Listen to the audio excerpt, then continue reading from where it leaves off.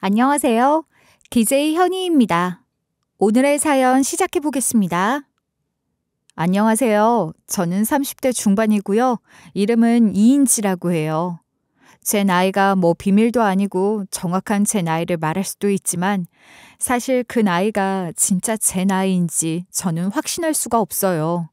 물론 이름도 마찬가지입니다. 제 어린 시절의 기억은 마치 안개 속을 걷는 것처럼 희미하기만 하거든요. 확실한 건 어느 날 갑자기 제가 세상에 혼자 남겨졌다는 사실이었어요.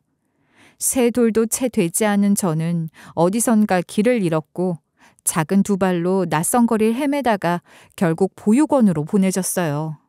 그때의 기억이 또렷하진 않지만 그곳에서 처음 본 커다란 철문과 낯선 아이들의 울음소리, 손에 꼭 쥐고 있던 작은 헝겊으로 만든 인형 같은 조각난 장면들이 제 머릿속에 남아있죠. 불행 중 다행이라고 해야 할까요? 제가 그 보육원에 머물렀던 시간은 그리 길지 않았어요. 보육원에 들어간 지 얼마 되지 않아 저는 제 엄마 아빠를 만나게 됐거든요. 잃어버린 친엄마 아빠를 만났다는 건 아니에요. 그러니까 제 양부모님을 만난 거죠. 보육원 원장님 손에 이끌려 양부모님 앞에 처음 섰을 거예요. 보육원 원장님 손에 이끌려 양부모님 앞에 처음 섰을 거예요. 그날의 기억도 제게는 거의 남아있지 않지만 무릎을 굽혀 제 눈높이에 맞춰 저를 바라보시던 두 분의 모습이 어렴풋이 기억나요. 그 기억이 진짜 그날의 기억인지 아니면 자라는 동안 제가 머릿속에서 만들어낸 가짜 기억인지도 확실하지 않아요. 그러나 저 스스로 제가 입양되었다는 사실을 어느 정도 인지하고 있었던 것 같아요. 또 양부모님도 제가 입양되었다는 사실을 굳이 숨기지 않으셨거든요. 어렸을 때부터 자연스럽게 이야기를 해주셨고, 그래서 저는 그게 부끄럽다는 생각을 해본 적이 없어요. 엄마는 나를 왜 데려왔어? 그거야, 우리 아기가 천사처럼 예뻐서 데려올 수밖에 없었지. 그래도 난 엄마 아빠가 낳은 딸도 아니잖아. 인지야, 엄마가 꼭 너를 엄마 뱃속에서 낳았어야만 우리가 가족이 될 수 있는 건 아니야. 사랑하는 마음이 같다면 그게 진짜 가족이지. 엄만 나를 사랑해? 내가 버려진 아이였어도? 그럼 엄마는 우리 인지를 너무너무 사랑해. 인지야. 그리고 우리 인지는 절대 버려진 게 아니야. 엄마 아빠한테 보내주신 거야. 그렇지만 나를 낳아주신 분들은 나를 버린 거잖아. 아니야, 그렇지 않아. 우리 아가를 낳아주신 부모님도 우리 아가를 아주 많이 사랑하셨을 거야. 엄마도 이유는 알 수 없지만 어쩔 수 없는 이유로 널 잃어버리신 거야. 그래? 그럼 난 버려진 게 아니야? 그럼 우리 아기는 절대 버려진 게 아니고 누구에게나 사랑받을 자격이 있어. 그건 우리 아기가 태어나는 순간부터 그렇게 정해져 있었던 걸. 엄마가 우리 인지 많이 많이 사랑해. 나도 엄마 사랑해. 양부모님은 제가 버려진 게 아니라 사정이 있었을 거라고 말씀해 주시며 제게 친부모를 원망하는 마음이 생기지 않게 가르쳐 주셨던 것 같아요.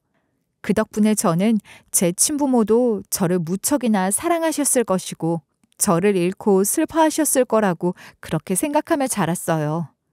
양부모님은 제 친부모의 그 마음을 알기에 제게 더 많은 사랑을 주실 거라고 하셨죠.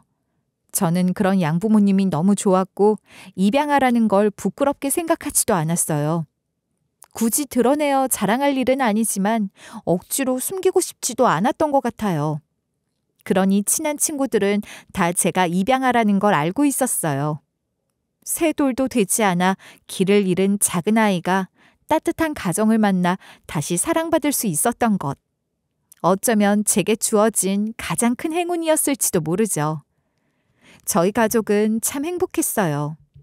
그런데 제가 중학생일 때 양아버지 사업이 잘못되어 집안이 풍비박산이 났습니다. 그 충격으로 엄마가 쓰러지셨고 아버지는 이후 스스로 생을 마감하셨어요. 결국 저는 다시 보육시설로 보내졌어요. 그래도 외롭거나 겁나진 않았어요. 오히려 갑자기 엄마 아빠를 잃은 충격에서 조금씩 회복될 수 있었던 건 제가 그 보육원에 보내졌던 덕분이었을 거예요. 그 보육원에는 초등학교 때부터 가깝게 지낸 친구가 살고 있었거든요. 초등학교 시절 그 아이는 누구와도 친구가 되지 않으려는 듯 늘 혼자만 겉도는 아이였어요. 잘 웃지도 않고 누가 어쩌다 말을 걸기라도 하면 어찌나 차갑게 쏘아붙이며 노려보는지. 전 그 아이를 보며 고슴도치나 선인장 같은 걸 자연스레 떠올렸던 것 같아요. 온통 가시를 빼곡하게 달고 있는 것 같았나 봐요. 어린 마음에도 그게 안쓰러웠던지 저는 늘 그 아이가 마음에 걸렸어요. 그래서 제가 친구하고 싶다고 끈질기게 따라다녔답니다. 그 친구가 지금쯤 제 남편이 된 그 시절 아주 잘생겼던 남자아이였냐고요? 아니요. 헛다리 짚으신 거예요. 그 친구는 예쁘장하게 생긴 여자아이였어요. 근데 정말 그 친구랑 친구가 되는 게 얼마나 어려웠는지 아세요? 제가 그렇게 쫓아다녔는데도 도통 틈을 주지 않더라고요. 그러다 제가 입양하라는 걸 말하면서 저도 보육원에서 살았었다는 걸 말하니 그제야 제게 조금씩 관심을 보였고 조금씩 마음을 열어줬던 친구였어요. 그렇다곤 해도 곁을 많이 주진 않았었기에 제가 일방적으로 우정을 구걸하는 것 같은 관계였다고나 할까요? 저는 그 친구가 그냥 좋았어요. 그래서 정말 친한 친구가 되고 싶었는데 그 친구가 사는 보육원에서 같이 지낼 수 있게 됐으니 그건 제게 정말 큰 위로가 됐죠. 제가 어떤 사정으로 다시 보육원에 가게 됐는지 아니까 그 친구도 그땐 제게 곁을 내어주더라고요. 그렇게 저는 그 친구와 단짝이 될 수 있었고 이후로 보육원에서 사는 동안 정말이지 둘도 없는 친구가 됐어요. 그 말이 정말 너무 맞는 말인 게 그 친구도 저도 세상에 다른 누구도 없이 저희 둘뿐이었던 거예요. 서로에게 가장 중요한 사람, 유일한 사람이었던 거죠. 고등학교를 졸업하고 보육원을 나와서도 친구와 저는 같이 살았어요. 그런 저희는 단짝 이상의 관계였던 겁니다. 가족보다도 더 가까운 사이였고 그렇게 누구라도 내 편이 한 사람이 있다는 것은 살아가는 데 큰 힘이 되었던 것 같아요. 비록 세상이 우리를 버렸어도 우리는 서로를 절대 버리지 말자는 맹세까지 하며 우정을 다지곤 했죠. 그 친구와 저는 서로에게 집과 같았고 세상과 맞서 싸울 유일한 아군이었습니다. 아침에 일어나면 먼저 일어난 사람이 상대의 머리카락을 헝클어뜨리는 장난을 치며 깨워줬는데 혼자 깨어있기가 싫어서 그랬던 것 같아요. 같이 밥을 먹을 때도 커다란 양푼에 비빔밥 잔뜩 비벼서 숟가락 부딪히며 한 입씩 나눠 먹는 걸 좋아했고 서로의 옷을 아무렇지도 않게 같이 입었고 작은 변화도 제일 먼저 알아봐주는 사이. 그 친구와 저는 그런 사이였어요. 눈빛만 봐도 무슨 생각을 하는지 알았고 숨소리만 들어도 그날의 기분을 알아챌 수 있었죠. 가끔은 말없이 각자 할 일을 하다가도 누가 한숨을 쉬면 자연스럽게 귓가에 속삭이곤 했어요. 그러던 어느 날 제가 한숨을 내쉬었고 친구는 제게 속삭였죠. 뭔데 그래, 말해봐. 얼른 털어놓으라고. 또 들켰네. 나 한숨 쉬었니? 너한테 안 들키려고 진짜 조심했는데. 그게 될 거라고 생각했어? 내가 누군데 날 속여. 넌 내 손바닥 아니야. 뭔데? 빨리 말하라니까. 이렇게 뜸을 들이는 걸 보면 너 남자 문제지? 아휴, 내가 널 어떻게 속여. 그래, 남자 문제다. 됐냐? 오, 이지? 누군데? 누구야? 이게 언니도 모르게 어디서 남자를 만나고 다녀? 어서 이실 직고 해. 만나고 다니긴 무슨. 짝사랑이야. 나 혼자 이러는 거라고. 나 요즘 진짜 미쳤나 봐. 그 사람만 보면 심장이 튀어나올 듯이 뛰어. 내 심장 뛰는 소리에 진땀이 다 난다고. 아주 생병을 앓는구나. 그 남자는 너한테 전혀 관심이 없어? 넌 바로 딱 티가 날 텐데. 그걸 모르겠어. 그쪽에서도 나한테 호감이 있는 것 같긴 한데 나만큼이나 내성적인 사람인지 망설이는 것 같기도 하고. 아휴, 내가 그냥 먼저 확 고백을 해버릴까? 야, 이인지, 그건 아니지. 네가 고백을 왜 해? 고백을 하도록 만들어야 할 거 아니야. 난 그런 쪽으로는 재주도 없고 취미도 없어. 그런 거 피곤해. 그냥 고지고대로 말하는 게 훨씬 더 좋다고. 이 답답아. 그럼 남자들이 널 쉽게 생각한단 말이야. 적당히 안 달라게도 하고 그러면서 네 걸로 만들란 말이야. 그렇게 친구에게 제 짝사랑 고백을 한 후 밤새도록 그 사람에 대해 이야기를 했어요. 저는 그 사람의 사소한 행동 하나하나를 떠올리며 설레어했고 친구는 그걸 또 하나하나 분석하듯 말해주면서 시간 가는 줄 몰랐어요. 그런데 얼마 후 저의 짝사랑 상대였던 그 남자는 제 친구의 남자가 되었습니다. 배신감이요? 물론 몰려왔어요. 망치로 머리를 세게 맞은 듯 멍했고 믿어지지가 않았어요. 그렇다고 친구를 원망할 수는 없더라고요.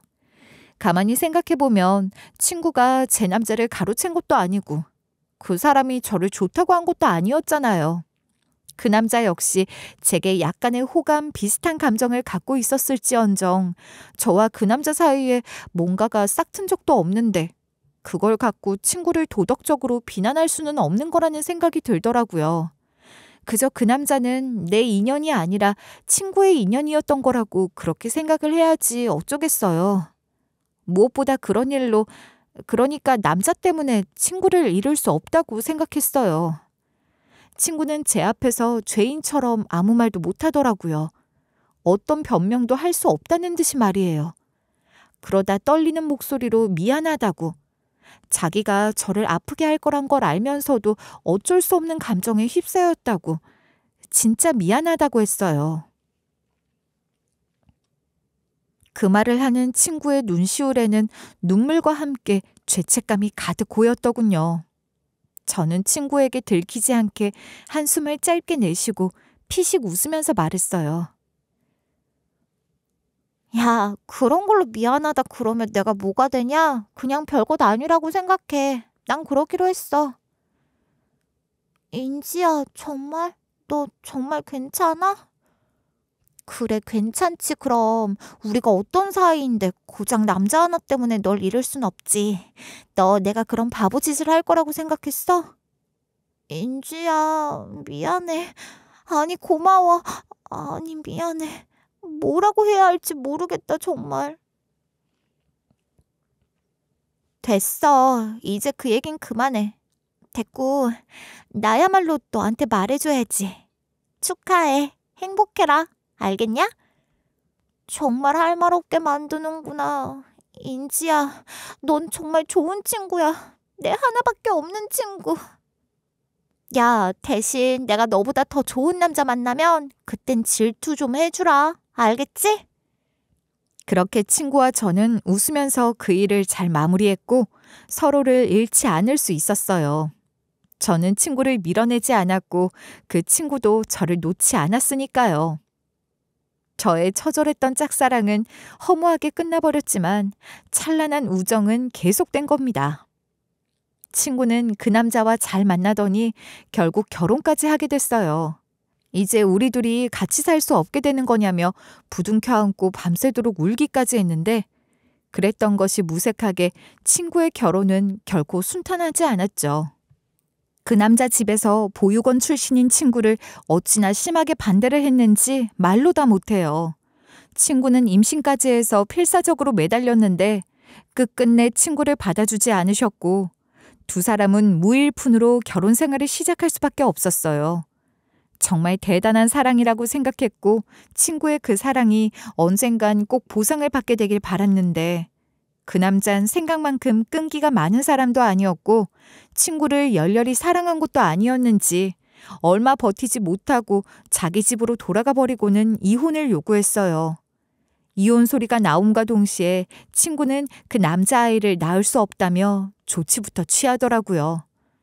그때 이미 친구는 임신 5달에 접어들고 있었는데 이혼으로 인한 극심한 스트레스와 심신미약을 주장해 정당성을 내세워 합법적 수술을 받을 수 있었던 거예요. 그 당시가 임신 중절이 합법화된 직후였거든요. 그래서 14주까지는 본인의 요청만으로도 수술이 가능했는데 친구는 이미 그 시기를 지난 상태였잖아요. 그러니 특별한 사유가 있어야 수술이 가능했던 거예요.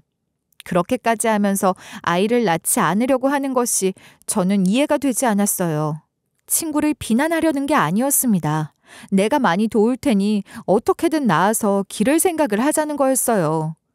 우리가 함께 살던 그 좁은 원룸 형광등 불빛 아래 친구와 마주 앉아 테이블 위에 초음파 사진을 올려놓고 이야기를 했어요. 벌써 5달이나 키운 아이잖아. 다시 생각하자, 어? 그러니까 더 늦기 전에 끝내야지. 지금도 늦었다고, 알아? 지금은 네가 너무 힘드니까 그래서 그런 거야. 감정적으로 결정할 일이 아니잖아. 너 나중에 얼마나 후회하려고 그래.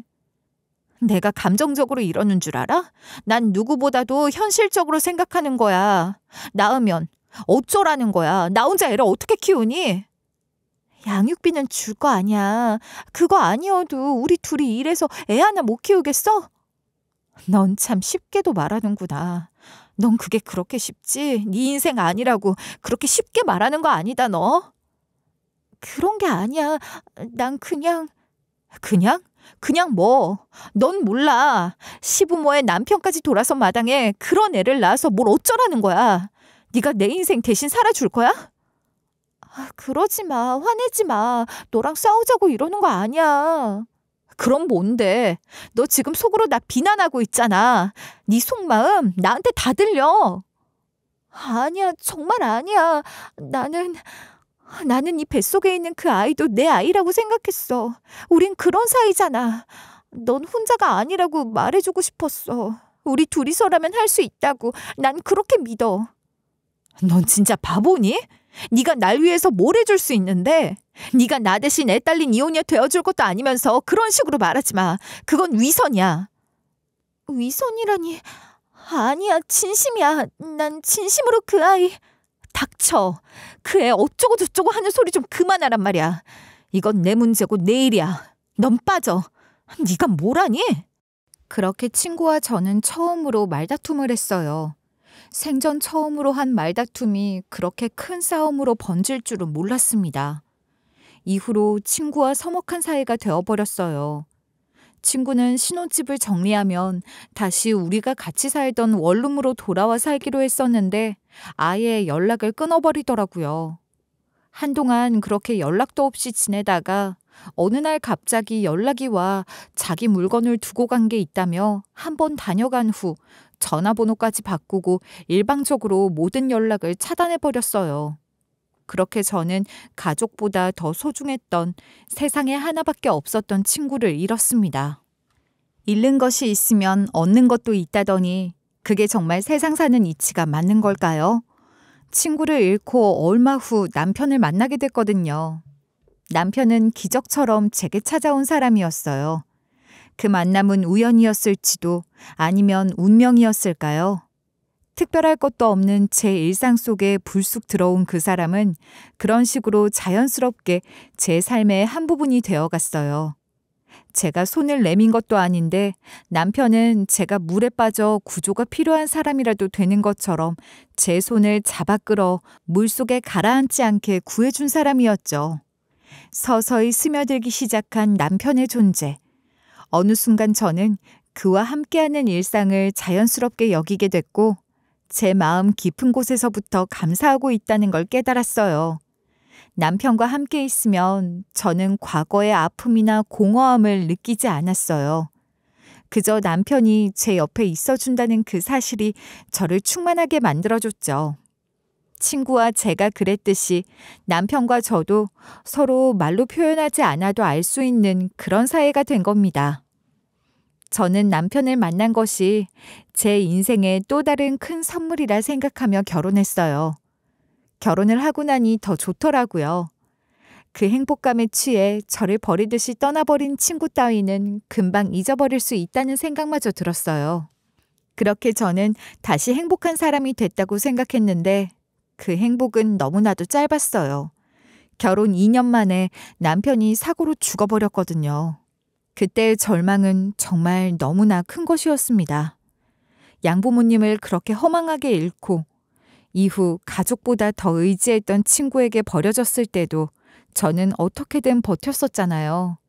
제가 그 상황들을 버틸 수 있었던 건 그때마다 늘 제 곁에서 누군가가 저를 지켜주고 있었던 거예요. 양부모님이 돌아가셨을 땐 그 친구가 떠나버렸을 땐 남편이 나타나줬어요.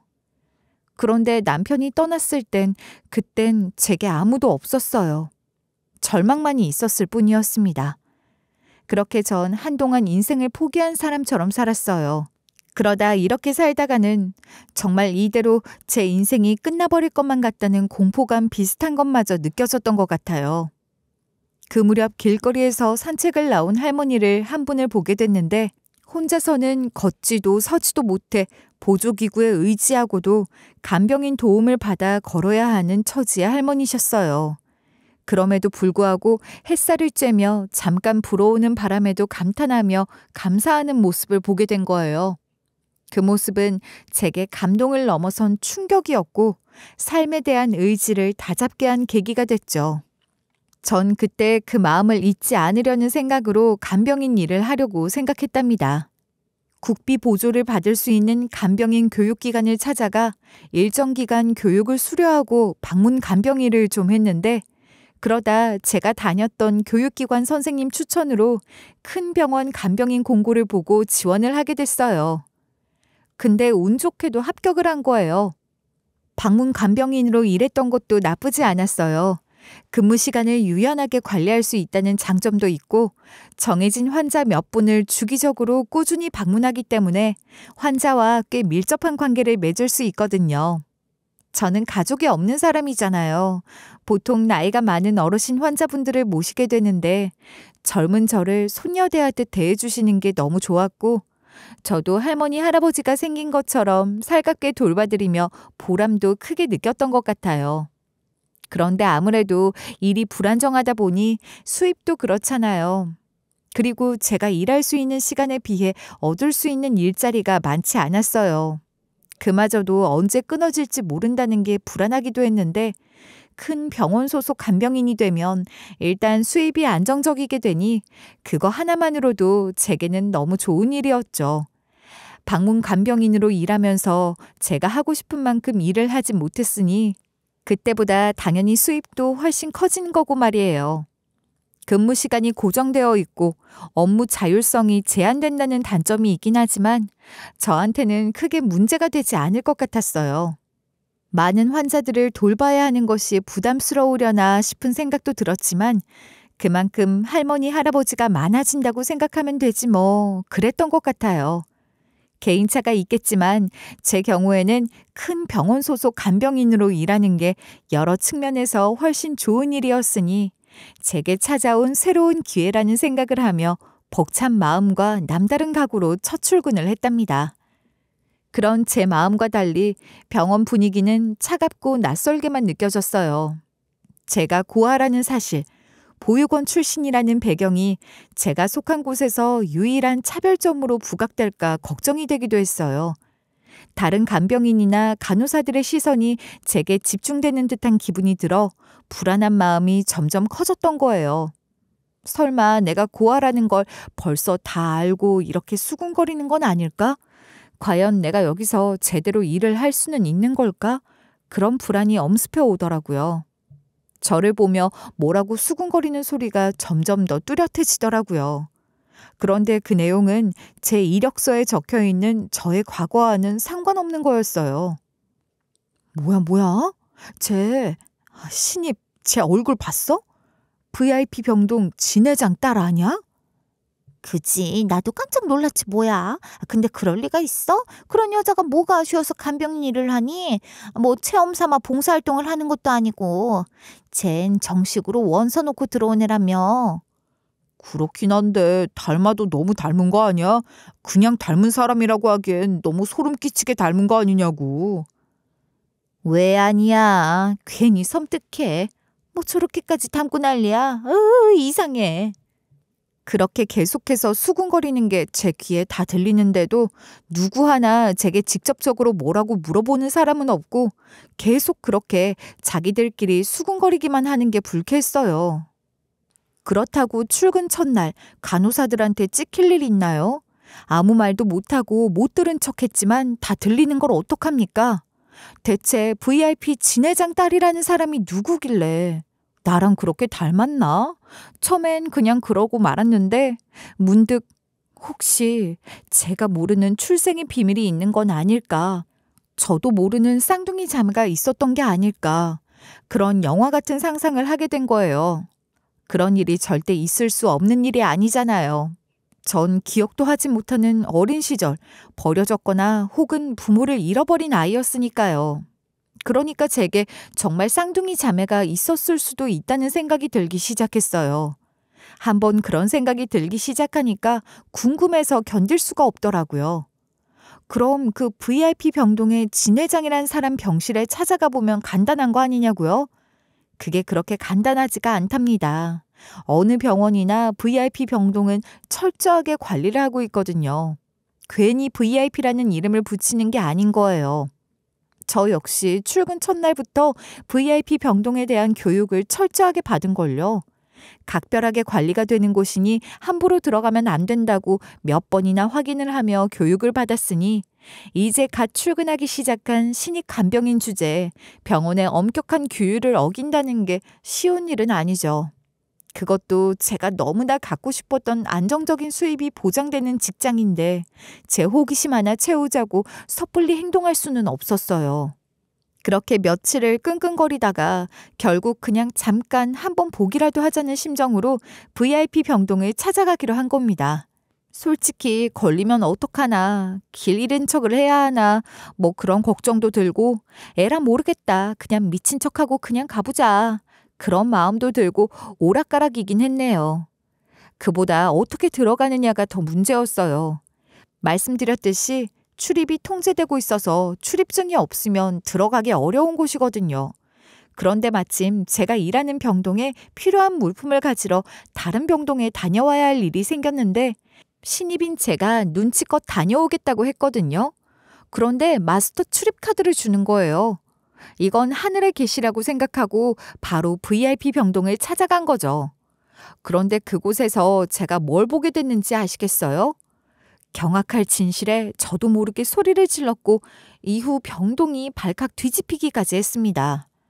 그 병실에서 제가 본 것은 저와의 연락을 끊어버리고 잠적한 그 친구였어요. 아니, 처음엔 저도 못 알아봤죠. 그저 정말 저랑 너무 닮은 사람이 있기에 그 모습에 놀라 혹시 누구시냐고, 저를 아시냐고 그렇게 물었거든요. 그런데 돌아온 차가운 목소리는 여기가 어딘 줄 알고 함부로 들어오냐, 당장 나가라고 말하더군요. 상식적으로 자기랑 그렇게 닮은 사람이 갑자기 나타나 그런 이야기를 하는데 누가 그렇게 반응하겠어요? 너무 이상하잖아요. 게다가 그 목소리가 묘하게 익숙한 겁니다. 가만 생각하니 잊고 있었던 그 친구의 목소리였던 거죠. 무슨 수를 어떻게 써서 저랑 그렇게 닮은 얼굴을 하고 있는 건진 모르겠지만 목소리까지는 어쩌지 못한 것 같더라고요. 아니 근데 정말 성형수술로 그게 가능한 건가요? 정말 깜짝 놀랄 정도로 닮아서 저도 모르게 외마디 비명이 터져나올 정도였어요. 하긴 친구랑 저랑 얼굴형도 비슷하고 그래서 둘이 닮았다, 자매 아니냐 그런 이야기도 가끔 듣긴 했었는데 수술까지 하니 정말 너무 닮은 모습이 된 거예요. 게다가 제가 이마 쪽에 큰 점이 하나 있는데 그리 짙은 색도 아니고 혹시라도 그 점으로 친부모나 가족을 찾을 수도 있지 않을까 하는 생각으로 빼지도 못하고 있었거든요. 그 친구는 그 점까지도 똑같이 만들어놨더라고요.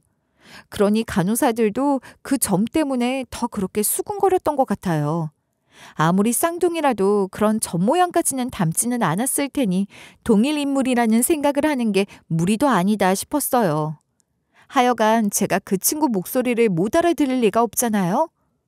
너 대체 어떻게 된 거야? 그 얼굴은 내 점까지 똑같이 만든 거야? 대체 왜? 여긴 어디야? 이분은 대체 누구셔? 조용히 좀 해. 목소리 낮추란 말이야. 누가 듣기라도 하면, 회장님이 깨시기라도 하면 어쩌려고. 일단 나가자. 아니, 난 당장 들어야겠어. 여기서 말해. 여기가 어딘지, 이분은 누구신지, 넌 여기 왜 있는지 다 나는 알아야겠어. 내가 다 말해준다고. 그러니까 일단 따라와. 이거나 그렇게 사라지듯이 연락 끊어버리고는 나와 똑같은 얼굴을 하고 나타난 너를 내가 어떻게 생각해야 해? 제발 나가서 이야기하잔 말이야. 나 죽는 꼴 보고 싶어? 여기서 말하면 안 되는 이유가 뭔데? 네가 죽어? 웃기는 소리 하지 마. 저는 친구와 팽팽한 언쟁을 벌이게 된 거예요. 처음에는 목소리를 낮추려 했지만 감정을 억누르지 못하고 결국 언성이 높아진 거죠. 그 상황에서 이성을 붙들고 있다는 게 가능하기나 한 일일까요? 저는 그곳에 제가 힘들게 얻은 직장이라는 것, 제가 들어가선 안 되는 곳이라는 것도 잊었습니다. 친구와 제가 언쟁을 벌이며 작은 소란을 일으켰더니 그 소리에 잠들어 있던 진 회장이란 분이 계셨는데 순간 숨이 멎는 듯 했어요. 저보다 더 놀란 건 친구였죠. 진 회장이라는 분은 창백한 얼굴로 저희 두 사람의 얼굴을 번갈아 보시더군요. 얼마나 놀라셨겠어요.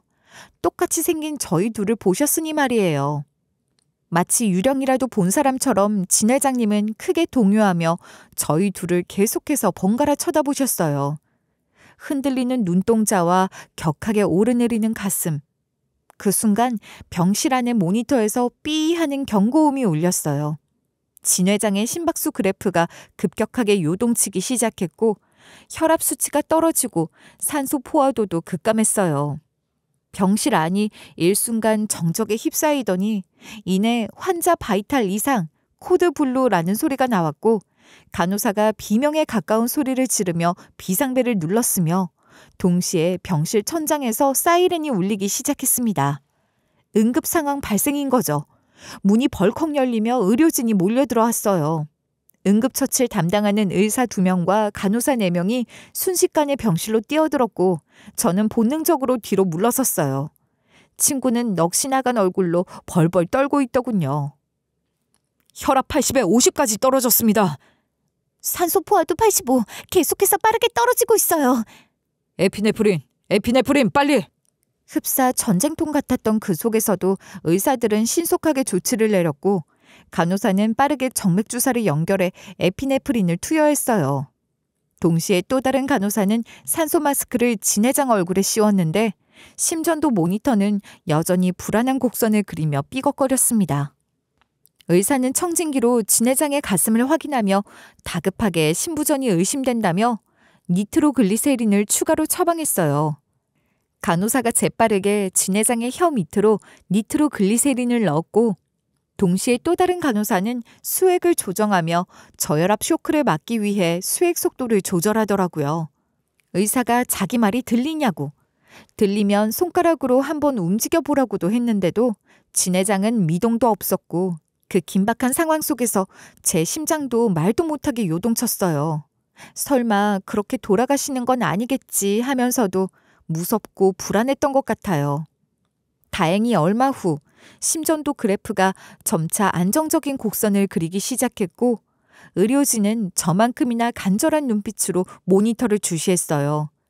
혈압이 100에서 60까지 회복됐고 산소 포화도가 92까지 올랐다는 이야기를 듣고 나서야 안심이 됐습니다. 간신히 위기를 넘긴 거죠. 의사들은 안도의 한숨을 내쉬었고 간호사들은 진 회장의 상태를 계속 확인하며 추가 조치를 준비하는 것 같았어요. 저는 그제야 힘이 풀린 듯 주저앉고 말았습니다.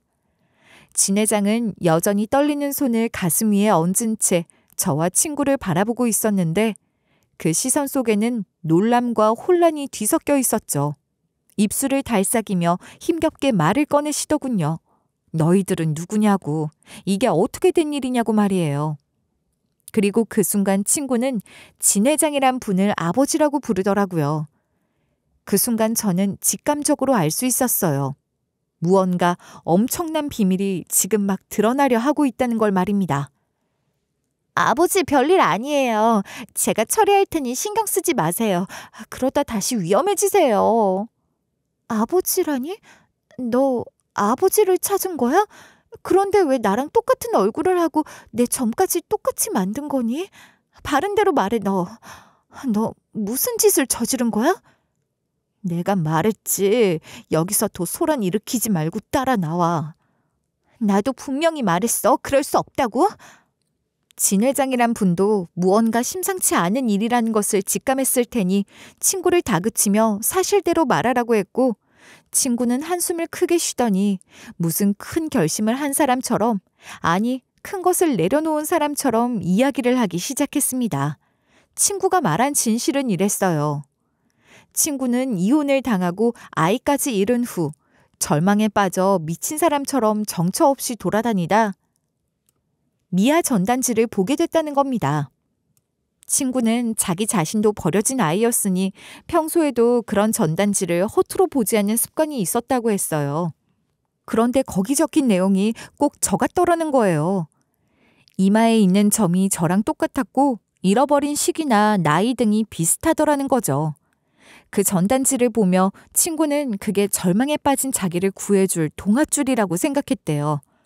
모든 것을 잃은 자기에게 하늘에서 내려준 동아줄 말입니다. 넌 지금 모든 걸 네 입장에서 네가 편한 대로, 너한테 유리한 대로만 말하고 있어. 아이를 잃어? 넌 아이를 잃은 게 아니잖아. 넌 아이를 없애버렸어. 네 아이를 네 손으로 없애버렸던 거잖아. 잊었니? 인지, 넌 아직도 나를 전혀 모르는구나. 넌 나를 절대 이해할 수 없을 거야. 내가 널 어떻게 이해하지? 그래서 그 전단지를 보고 네가 내가 되기로 작정이라도 했다는 거야? 네가 절망에 빠져 허우적거리고 있었기 때문에 넌 그게 말이 된다고 생각하니? 나를 이해할 수 없다고 해도 어쩔 수 없어. 그때 나는 정상이 아니었을지도 몰라. 그래, 나는 너 대신 내가 네가 돼서 네 아버지인 회장님 앞에 나타나기로 결심했어. 너 정말 어떻게... 그래서 나와 똑같은 얼굴로 수술을 했다는 거야? 굳이 그렇게까지 해야 했니? 처음엔 그냥 점만 만들 생각이었어. 어차피 워낙 어릴 때 헤어진 것이니 지금 얼굴이야 의미도 없는 거잖아. 그런데 이왕 손을 대는 거 생김새까지도 너처럼 똑같이 만들면 좋겠다는 생각이 들더라. 이 얼굴은 어쨌든 널 낳아주신 분들의 모습을 담고 있을 테니까 나를 정말 친딸이라고 생각하게 만들고 싶었어. 미쳤구나. 정말 제정신이 아니야. 어떻게 그런 짓을... 그래서 이혼하며 받은 돈으로 이런 짓을 벌였다는 거야? 어차피 그깟 돈으로 할 수 있는 것도 없었어. 나는 그 길만이 내가 다시 살 수 있는 길이라고 생각했던 거야. 친구는 성형수술을 하고 회복할 시간을 벌기 위해 전단지에 적힌 곳으로 전화를 해 자기가 찾으시는 딸인 것 같다고 말하며 지금 당장은 사정이 있어 나설 수가 없다고 우선 자기 머리카락을 보내겠다고 했었대요. 머리카락. 그러니까 그때 연락을 끊었다가 갑자기 저를 찾아왔던 그날 말이에요. 자기 물건을 찾으러 왔다던 게 제 머리카락을 확보하려고 왔던 거였던 거잖아요. 소름이 끼쳤습니다. 그렇게 확보한 제 머리카락을 지 머리카락인 양 보냈고 검사 결과 친자라는 연락을 받았겠죠. 진 회장님, 그러니까 저의 생부가 되시는 분은 흥분한 상태로 당장 친구를 만나고 싶어 하셨겠지만 친구는 자기가 곧 찾아갈 테니 시간을 조금만 달라고 기다려달라고 하고 수술을 받은 거예요. 그런 것도 모르고 나는 딸을 찾았다는 생각에 미아 전단지며 뭐며 다 회수하고 애타는 마음으로 너를 기다렸다.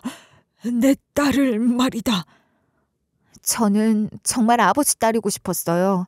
절망적인 상황에서 매달리듯 잡은 동아줄이었지만 아버지를 뵙는 순간 아버지가 정말 제 아버지시라면 얼마나 좋을까 생각했어요. 제 마음만큼은 진심이었습니다. 진심? 넌 사기꾼이야. 내 머리카락을 보내고 내 얼굴이 되어 나타나 내 아버지가 너를 친딸이라 믿을 수밖에 없게 만들어 놓고 그런 엄청난 짓을 저질러 놓고 네가 지금 진심을 얘기해? 정말이야, 인지야. 너도 알잖아. 내가 얼마나 부모님을 찾고 싶어 했는지. 넌 내 친구잖아. 넌 나를 알아. 그 친구라는 끔찍한 소리 갖다 붙이지 마. 넌 정말 최악이야.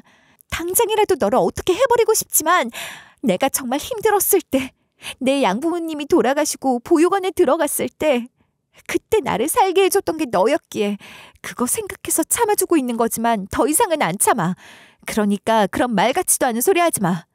내가 네 친구였던 적이 있기나 하니? 무슨 소리야. 넌 내 하나밖에 없는 친구야. 우리가 처음 만났던 초등학교 때나 지금이나 언제나 변함없어. 아니, 나는 너한테 어떤 수단이나 도구 같은 거였던 것 같다. 네가 나를 그렇게 떠나버리고 나는 그렇게 정리를 했어. 그게 내 결론이었고 그 생각이 맞았다는 걸 네가 이렇게 증명하고 있잖아. 인지야, 그게 아니야. 나는 네가 늘 부러웠어. 네가 가진 건 다 좋아 보였어. 친구는 갑자기 눈물을 쏟으며 동정을 구걸하기 시작했어요. 눈물이 그렁그렁 맺힌 눈에는 절박함이 가득 서려 있었고 목소리는 다 갈라지고 가쁜 숨을 내쉬면서 제가 늘 부러웠다는 말을 꺼내놨어요. 제가 가진 건 다 좋아 보였는데 심지어 제가 그 모든 것을 잃고 보육원에 들어갔을 때조차 웃음을 잃지 않는 걸 보면서는 화가 났대요. 자기는 도저히 그럴 수가 없었을 텐데 그런 상황에서도 웃을 수 있는 제가 얄밉도록 부러워서 화가 났다는 겁니다. 친구는 늘 제 옆에 있었지만 늘 저만 빛나는 것 같았다고 했어요. 아무것도 가진 게 없는 건 똑같은데 이상하게도 모든 걸 가진 것처럼 보이는 제가 부러웠고 저를 닮고 싶었다고 말이에요. 그래서 내가 좋아하던 남자까지 뺏었냐고 소리를 질렀더니 그 남자를 가지면 저한테 올 행복이 자기 것이 될 것만 같았다는 미친 소리를 하더군요. 친구는 절절하게 말을 이어갔지만 이미 그런 감정은 제게는 익숙한 것들이었습니다. 제가 그런 친구의 마음을 몰랐을까요? 저는 친구가 그런 마음을 갖고 있다는 것도 다 알고 있었어요. 친구가 저를 질투하는 마음을 갖고 있다는 것, 제가 가진 것들을 탐낸다는 것도 알고 있었지만 상관없다고 생각했어요. 전 우리가 진짜 친구라고 생각했으니까 그런 것까지도 이해하고 감싸 안았던 거죠. 그런 마음으로 제가 좋아했던 남자를 가로챘던 것도 이해했지만 제 아버지를 뺏은 것까지도 이해할 순 없는 겁니다. 당연한 거잖아요. 어림없는 거잖아요. 다른 건 다 용서해도 제 아버지를 뺏고 제 자리를 차지하려 한 건 용서할 수가 없어요. 제가 단호하게 말을 하니 친구는 아무 말도 하지 못했어요. 입술을 떨며 저를 바라볼 뿐이었죠. 마치 무언가 변명이라도 하고 싶어 하는 듯 했지만 결국 아무 말도 못하더군요. 무슨 말을 할 수가 있었겠어요. 그리고 제게는 더 이상 그 친구에게 줄 어떤 감정도 남아있지 않았습니다. 저는 모든 것을 이해하고 진짜 친구가 되고 싶었던 것인데 저는 그 친구에게 진정한 친구였던 적이 없었던 거죠. 친구는 사기, 명예훼손, 기만 등의 죄목으로 처벌을 받게 됐어요. 피해자인 저와 제 아버지는 강경하게 친구의 처벌을 원했고 아버지가 유능한 변호사를 고용한 덕분에 친구는 실형을 받게 됐습니다. 친구에 대한 분노와 이어지는 재판 등으로 친부를 만난 감격조차 제대로 만끽하지 못한 게 억울했지만 그 친구 같지도 않은 인간이 제대로 된 벌을 받기를 바라는 마음 또한 간절했거든요. 친부의 마음도 제 마음과 다르지 않았을 거예요. 여유를 찾은 저는 친부와 유전자 검사를 통해 한 번 더 부녀 사이가 틀림없음을 확인했습니다. 친구가 제 머리카락을 보내 이미 검사를 한 번 한 거나 마찬가지지만 그래도 확실한 게 좋으니 한 번 더 검사를 했고 결과는 당연히 친부녀 관계로 나왔어요. 그리고 나서야 저는 제 아버지와 마주 앉아 많은 이야기를 나눌 수 있었던 것 같아요. 저를 잃어버렸던 그날의 이야기부터 말이에요. 저는 그날 엄마와 함께 놀이동산에 갔다가 엄마 손을 놓쳤던 거래요. 제가 없어진 걸 알고 제정신이 아니었던 엄마는 미친 사람처럼 저를 찾으러 돌아다니다가 큰 교통사고를 당하셨대요. 생명이 위험할 정도로 큰 부상을 입게 됐고 아버지는 엄마가 위독한 상황에서 우선은 엄마부터 살려야 한다고 생각하셨을 거예요. 당장은 놀이동산에서 경찰과 연계해서 저를 찾고 있다고 했으니 그 말만 믿고 계셨던 거죠. 그런데 나중에 알고 보니 제대로 된 미아 등록조차 되어 있지 않았던 거였다는 겁니다. 자세한 사정은 모르겠으나 애 잃어버린 부모가 나타나지도 않고 정신이 나가 있으니 놀이동산에서 대충 책임을 회피하고 수사를 종결했던 게 아닌가 그렇게 추정한다고 하시더라고요. 꼬박 2년을 매달렸어. 네 엄마를 살리려고 그 긴 시간 동안 내가 할 수 있는 모든 걸 했지만 끝내 네 엄마를 살릴 수가 없었다. 잃어버린 너를 찾지도 못하고 네 엄마를 지켜주지도 못했어. 너한테 미안한 일뿐이구나. 그건 아버지 잘못이 아니잖아요. 아버지는 아버지가 하실 수 있는 최선을 다하신 거예요. 그거면 됐어요. 아버지도 힘드셨던 거잖아요. 알 것 같아요. 고맙구나. 네가 나를 그렇게 이해해줘서 정말 고마워. 고맙고 너무 미안하다. 너무 미안한데 그땐 나도 정말 힘들었어. 네 엄마를 살리지 못했단 슬픔에 빠져 있다가 겨우 정신을 차리고 그제야 너에 대한 수사에 대해 알아봤는데 제대로 된 수사가 이루어지지도 않았다는 걸 알게 된 거지. 그때 부랴부랴 너를 찾아보려고 했지만 찾을 수가 없었어. 타이밍이 안 맞았을 거예요. 제가 발견됐을 때 저를 발견한 곳에서도 미아 신고를 계속해서 확인하며 제 부모님을 찾아주려 하셨는데 그땐 미아 신고가 되어 있지 않았고 또 아버지가 저를 찾으려고 하셨을 때 저는 이미 양부모님 댁에 입양되어 잘 살고 있었으니까요. 그랬었구나. 양부모는 너한테 잘해주셨어? 눈치가 보인다거나 힘들거나 그러진 않았니? 아니에요. 정말 좋은 분들이셨어요. 그분들 덕분에 저는 제가 입양아이인 것을 부끄러워한 적도 없고 친부모님을 원망한 적도 없어요. 제가 바른 생각을 갖고 자랄 수 있었던 건 다 양부모님들 덕분이에요. 정말 다행이다. 그렇게 좋은 분들이셨다니 말이야. 내가 찾아뵙고 인사라도 드리고 싶은데 지금은 어디 먼 곳에 살고 계시니? 통 양부모님 이야기를 한 적이 없잖니? 그게 두 분 다 돌아가셨어요. 제가 중학생일 때요.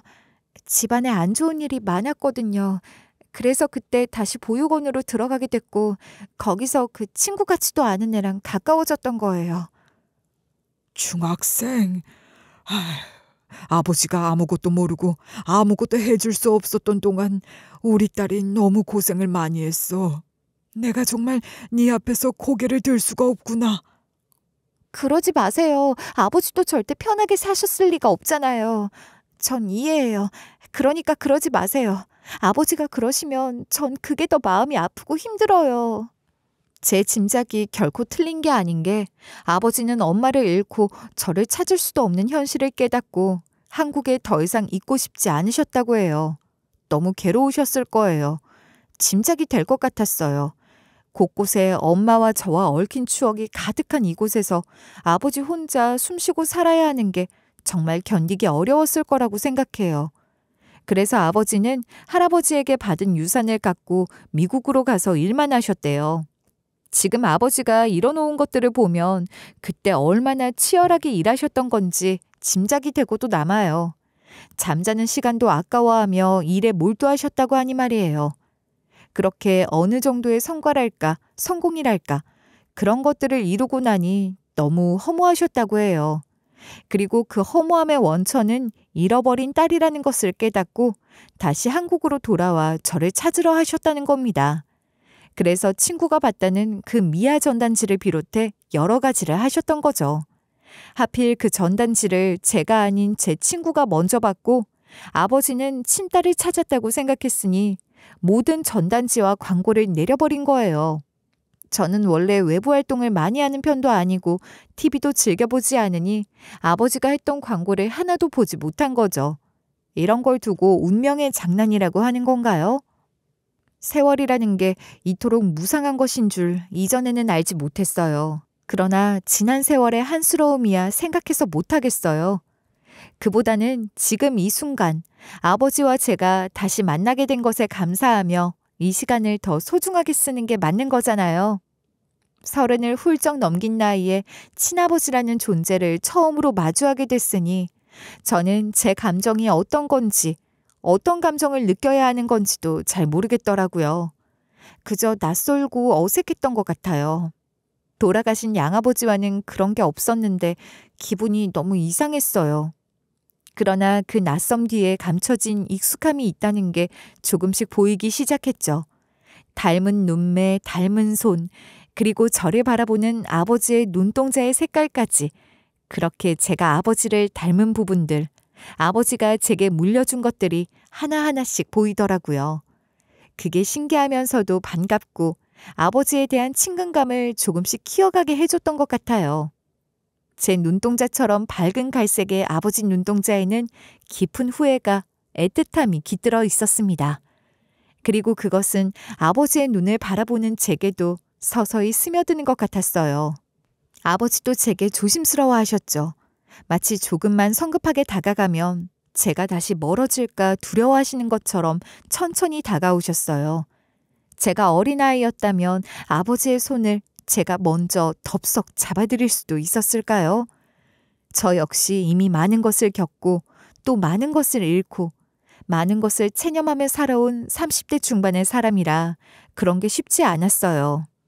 아버지와 제게는 시간이 필요했던 것 같아요. 우리는 서로를 묵묵히 기다려줬던 거죠.